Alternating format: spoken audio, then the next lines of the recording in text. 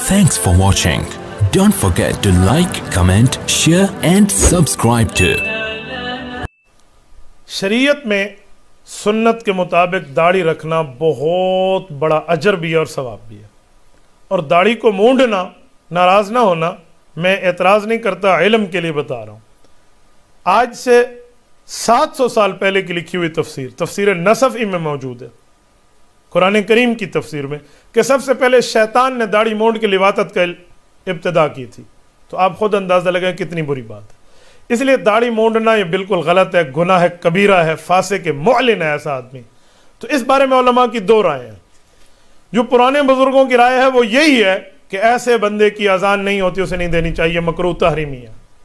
लेकिन एक जुमला जहन में रखें, अगर किसी जगह एक शख्स दाढ़ी मुंडा है, वो अजान के लिए आ गया है और साथी उसकी अजान पे राजी भी हैं और वो अजान दे रहा है, एक दिन वो अजान दे रहा है, दूसरे दिन अल्लाह पाक उसे आ गए दीन के लिए मजीद कबूल कर रहा है, तो ऐसे मौके पे एतराज़ नहीं करना चाहिए।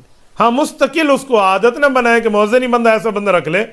बाकी ये है कि तरगीब के लिए वो आ गया है तो वो बाकी भी राजी हैं मोहल्ले वाले, तो ठीक है, मुतवल्ली वगैरह उसको देने दे रहे हैं ताकि एक तरगीब बन जाए, तो फिर उसके लिए कोई नरमी उलमा कर लेंगे। क्योंकि मसला सिर्फ यही है कि असल में शिआर इस्लाम है अजान, और शिआर इस्लाम को इस्लाम के फुली तरीके पर किया जाना चाहिए। ये ना हो कि बंदा खामखा से दाढ़ी मूंढा हुआ और वो मुसल्लत होकर बैठ जाए, जी मैं तो अजानें दूंगा, मैं तो नमाज़ें पढ़ाऊंगा। अब तेरा क्या काम है? अगर तूने करना है तो फिर अब सुन्नत के मुताबिक अमल करो ना।